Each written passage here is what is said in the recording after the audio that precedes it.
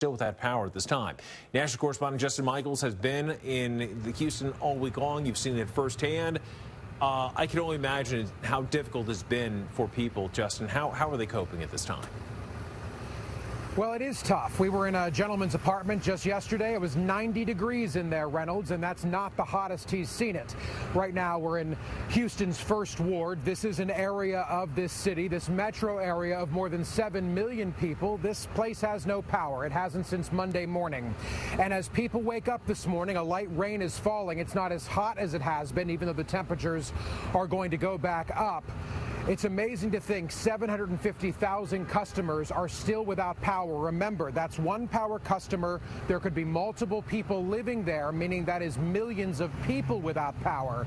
So right now, there is a lot of frustration and fatigue.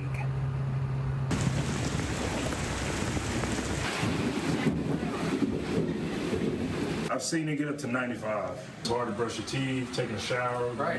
But it does suck. And I'm sweating right now. Darkness and extreme heat is the new norm in David L. Collins' Houston apartment since Beryl. He lost power the morning of the storm. We continued our conversation at a local coffee shop to cool off a bit. It is unfortunate because, being in one of the largest cities, you never expect a power outage like this, and what's going to come of it is potentially chaos if it's not fixed in the next, few days. Beryl brought hurricane-force wind gusts to one of the largest cities in the United States, the metro area home to more than 7 million. Now, downed power lines and poles dot the city. Jocelyn Mouton also lost power. She's temporarily living with her sister. It's frustrating because of the heat, in addition to no power, no air conditioning, so it's hard to really stay in your own home because it's not safe. And you haven't stayed in your... No, I had to leave mine after 2 days. It was just too much, and I had a dog, so he couldn't do it.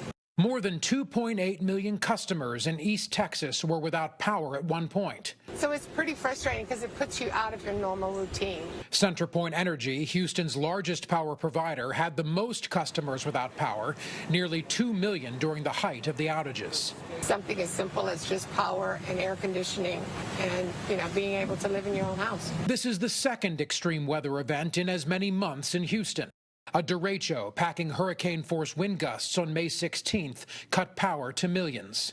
I think the question on everybody's mind is, why does this keep happening to us? First-term Texas State Senator and Houston area emergency room nurse Molly Cook was sworn in the day of the derecho in May, making Beryl the second extreme weather event and mass power outage since she entered office. We're angry. Our power is out. My patients are hurting. My teammates are hurting. And my constituents are calling and asking for answers. So we're not going to rest until we get some. CenterPoint crews and other mutual aid crews from as far away as California and Ohio, totaling 12,000, have spread across Houston and East Texas to repair the battered infrastructure. As for when those resources were requested and arrived, CenterPoint must answer questions about the timing of their preparations for Beryl. They were pre-positioned in the region outside of the storm area so that as soon as the storm passed, they were on the ground in the staging areas getting information. As we saw that the storm was heading directly into our area, we started making additional calls and we got additional mutual aid. CenterPoint says this multi-million customer disruption is actually their system working as planned. The outages and our system actually did what it was designed to do. The majority of the problems were at distribution lines, and they lock out to prevent any additional harm to people that are around them as well as the system itself. CenterPoint insists they are aware of the increasing number and intensity of extreme weather events in Texas and are taking steps to harden their infrastructure. But for David L. Collins and his neighbors managing in the heat of Houston's East End, it's hard not to feel, powerless. We know climate change is real. If we know it's real, let's better prepare, especially for one of the largest cities in America. With so many people still without power, this morning at 9 o'clock Central Time, 10 o'clock East Coast, we're going to be talking to a vice president of operations for CenterPoint about the current situation. How are things going? Are they on track to get power restored to everybody as soon as possible? So stick around for that interview over the next few hours. We're going to talk to CenterPoint coming up. Reynolds, into you.